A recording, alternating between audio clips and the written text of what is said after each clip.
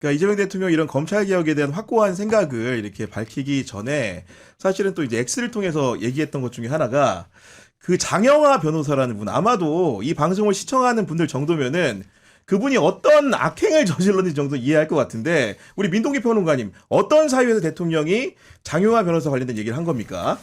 그 지난 20대 그러니까 2022년 대선입니다. 그때 이재명 대통령의 조폭 연루서를 유포한 혐의로 재판을 받고 있었어요.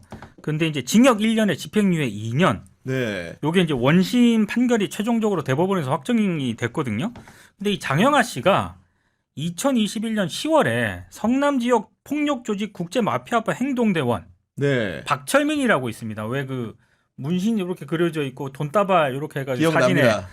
고 박철민 씨의 말만을 근거로 이재명 대통령이 성남시장 재직 중에 국제 마피아 측에 사업 특혜를 주는 대가로 20억을 받았다라고 장영하 변호사가 이제 주장을 했거든요.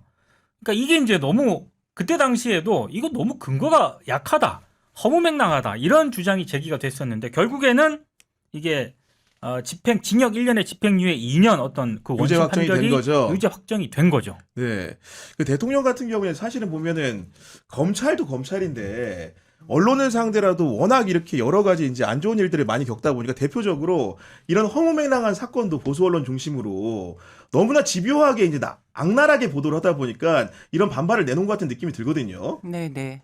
뭐 아무래도 이제 검찰에 대한 피해도 가장 많이 받으시고 보수 언론이 또 이제 그거를 확대 재생산하는 과정에서의 그런 이제 어려움도 많이 겪었다라는 그 인식도 갖고 있기 때문에 이런 어려운 문제들이라든가 풀기 어려운 난제들 그리고 여러 이 논란이 있을 수가 있고 이해관계가 얽힌 사안을 유난히 이제 X에 많이 한다라든가 직접적으로 네. 표출을 하신다든가 하는 게 이 왜곡될 가능성을 아예 차단하고 그리고 그러겠다는 의지도 있는 것이고 당신이 가장 그 많은 피해를 겪었다라는 부분 그 당사자가 직접 얘기를 하게 되면 또 설득력도 있을 수 있다라는 부분에서 정책으로 접근을 하고 또 고쳐야 할 점에 대해서도 강하게 말씀을 하시다 보니까 아무래도 이제 더 명분이라든가 이런 네. 부분에서도 설득력이 있지 않겠느냐라는 생각을 하시는 것 같아요. 장영호 변호사를 저도 잘 아는데요. 아, 그러세요? 나쁜 엑스예요. 진짜 나쁜 사람이에요. 한마디로 요약하면 네. 첫 마디 아니라 열 마디를 해도 나쁜 사람이에요. 음, 그런데 우리가 당해보지 않고 경험하지 않은 사람은 저걸 모릅니다. 얼마나 많은 가짜 뉴스에 피해를 당하고 있는가. 저도 너무 많이 당하셨죠? 사실은 박근혜 의원님은. 정부에서 예비군 교육장에서 박지원이는 할아버지, 아버지, 박지원까지 3대 빨갱이다.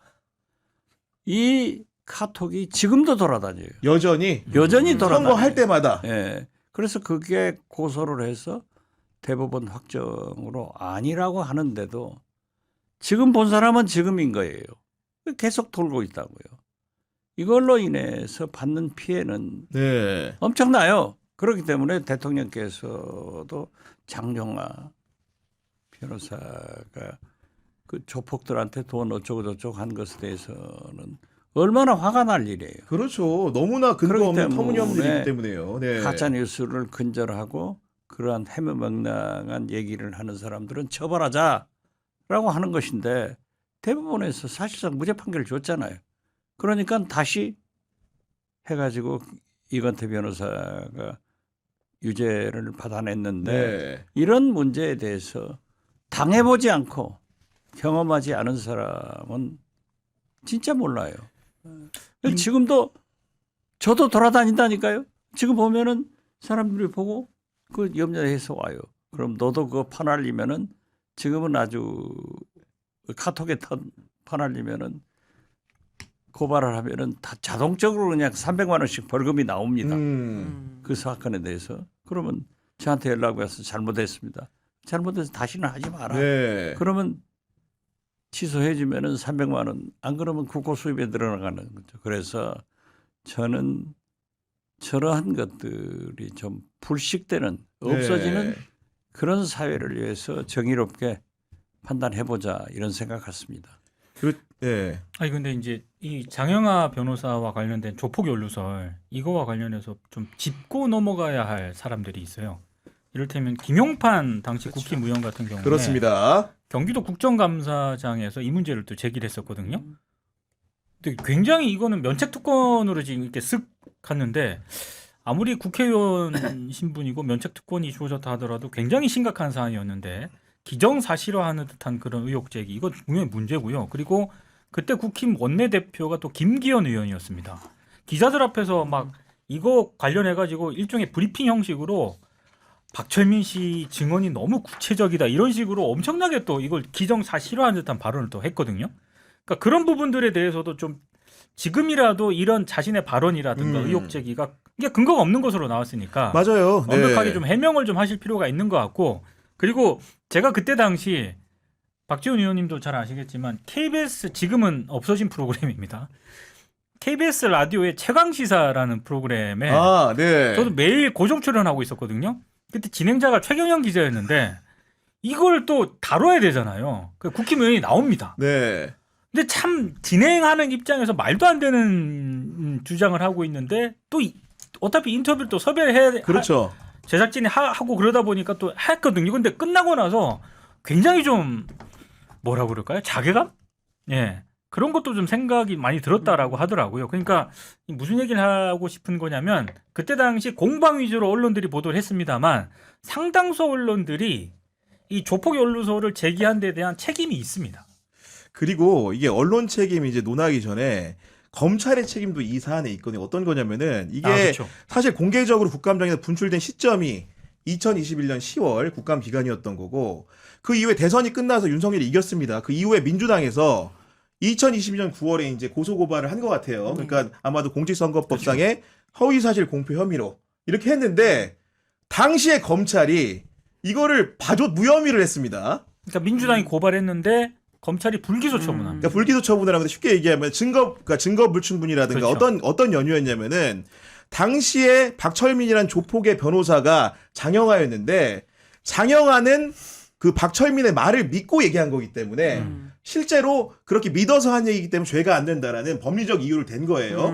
근데 요거를 나중에 재정 신청을 냈죠. 쉽게 얘기해서 검찰이 무혐의를 하면은 고소고발이니 법원에다가 한 번 더 살펴봐 주십시오 하면은 그렇지. 해당 관할 고등법원에서 그렇죠. 공소 제기 여부를 결정을 하는데 이건 운 좋게도 사실 재정 신청 인용률이 1%도 안 됩니다. 엄청났습니다. 그러니까 0.6% 되는데 그 경쟁률을 뚫고 실제로 고법에서 재정 신청 인용을 해서 검찰이 어떻게 보면 하기 싫은데 기소를 했는데 대법원에서 유죄 확정이 된 거거든요. 그렇기 때문에 이 모델은 실제로 연원을 따져가면은 검찰이 잘못한 부분도 적지 않다 이런 생각이 드는 겁니다. 그러네요. 네, 그런 상황을 얘기할 수 있는 거고 거기에 더해가지고 이런 내용들을 보도했던 언론들이 지금은 그 보도들을 어떻게 했나 제가 살펴보니까 여전히 조선일보에서 검색을 하잖아요. 네. 그 기사들이 고스란히 나와 있습니다. 아니 이게 그냥 몇몇 매체에서 이렇게 기사 검색이 되는 게 아니고요. 정말 수천 건이 검색이 됩니다. 아, 정말 다양한 매체에서 다양한 매체에서. 그러니까 물론 이걸 확정적으로 보도한 것은 얼마 안 되긴 합니다만 공방 위주로 보도를 하지만 독자들이나 이런 분들이 일반인들이 받아들일 때는 네. 이게 보도가 되는 것만으로도 제가 봤을 때 예.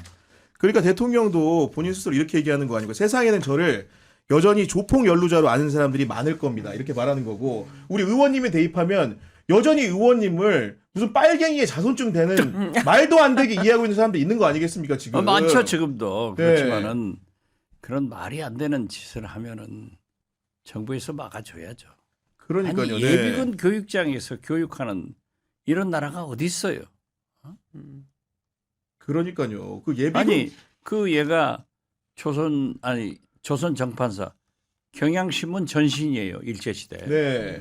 우리나라에서 제일 큰 인쇄소였단 말이에요. 여기서 민노당 입회 네네. 사건이 났는데 거기 사장이 경남 사천 박낙종이라는 사람이에요. 아. 그런데 그분이 저희 할아버지라는 거예요. 그래서 제가 출세를 해서 경남 사천에 있는 박낙종의 호적을 전라남도 진도로 세탁해가지고 할아버지 이름도 바꾸고 다 했다. 이건요 진짜 박정희도 못할 짓이에요. 이건 못하는 거거든요. 아니 그렇죠. 호적을 어떻게 그렇게 만듭니까 지금? 그 이제 대부분 등기국에서 하는 건데 그렇게 해서 법원 판결이 났는데도 얼마나 억울하면 내가 끝까지 했겠어요. 그랬는데도 계속 퍼날려요.